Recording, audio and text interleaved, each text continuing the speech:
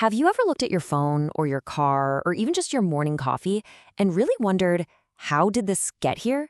Well, behind every single product, there's this invisible system, a whole world of fascinating decisions. Today, we're going to pull back that curtain and get into the secrets of process design. So let's kick things off with a kind of weird question. How is a custom, one-of-a-kind wedding cake different from a gallon of gasoline? I mean, besides the obvious, right? Please don't mix those two up. The real fundamental difference is all about how they are made. One is this unique creation, and the other is a totally standardized commodity.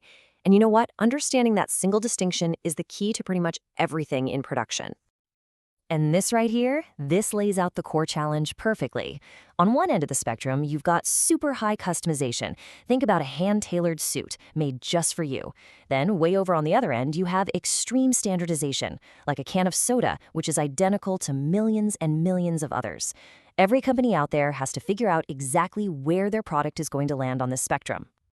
Okay, so that brings us to the first huge strategic choice that every single producer has to make. Do you wait for a customer to actually place an order before you start making anything, or do you just make a whole bunch of stuff and hope that people will buy it? This decision really creates two completely different worlds, push versus pull. In a make-to-order, or what we call a pull system, your order literally pulls the product through the factory. A perfect example is ordering a custom-built computer from Dell. Now, the downside for you, the customer, is you have to wait, but the upside for the company, it's huge. They have almost no piles of unsold computers lying around. In contrast, you've got a make-to-stock, or push system. This is when companies push products onto store shelves based on a forecast, basically a big bet on what you're going to want to buy. The great news for you is it's right there, available immediately. The risk for them? Well, if they bet wrong, they get stuck with a warehouse full of stuff nobody wants. So, whether a company is pushing or pulling, the actual process itself can take a bunch of different forms. Let's think of this as a journey along that spectrum we just talked about, starting with ultimate variety and ending with ultimate efficiency. Okay, this journey has 5 key stops. We start with a project. This is a total one-off, like building a skyscraper or writing a book. Next up is the job shop, which is perfect for our custom wedding cake. It's all about high skill, low volume. From there, we move into batch production. This is where you make groups of identical items together, like a run of a specific style of jeans. After that, we hit the classic repetitive process. You know, the assembly line you picture for cars or electronics. And finally, we get to the continuous process. Here, the product isn't even in separate units. It just flows. Think gasoline from an oil refinery. You can see the pattern, right? As the production volume shoots up, the level of customization just plummets. All right, so we've kind of figured out the how of production, but the process type also completely dictates the where. We're talking about the physical layout of the factory floor itself. And this is where it gets really practical. On one side, you have a process layout, which is really common in job shops. Just picture a workshop where all the drills are in one corner, all the saws are in another. A product has to travel all over the place, waiting in line at each station.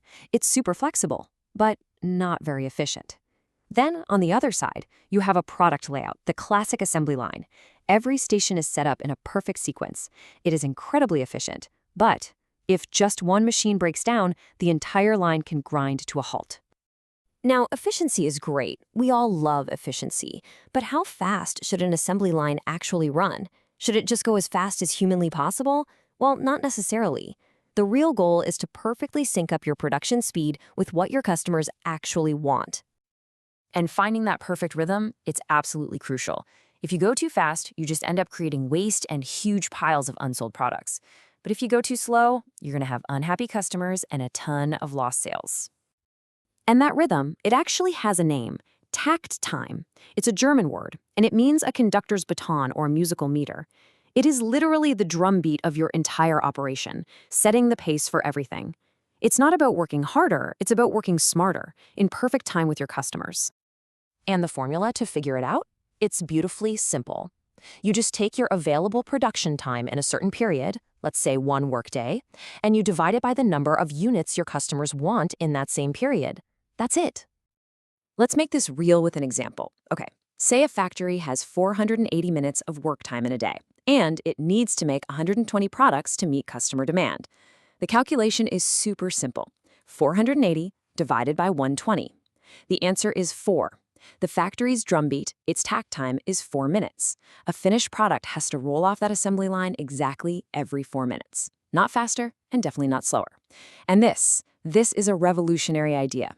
It shifts the entire goal from just being busy to being effective, perfectly in sync with what the customer actually wants. So, as we've seen through all of this, there really isn't one best way to make things. The goal isn't to be the fastest or the most custom. The real goal is to achieve this perfect alignment of all these different pieces. This is really the core idea of everything we've talked about. A successful operation, it's like a perfect marriage between the product you're making, the process you use to make it, and the customer who's going to buy it. Everything has to be in alignment. What you make, how you make it, and who you're making it for. But what if you could have it all? What if you could just break that spectrum we talked about at the beginning? Well, that's the holy grail, and it's known as mass customization. Getting the variety of a custom shop with the speed and cost of an assembly line. By using really clever modular designs and new technology, some companies are actually starting to offer personalized products at mass production speeds. And this leaves us with a really fascinating final thought to chew on.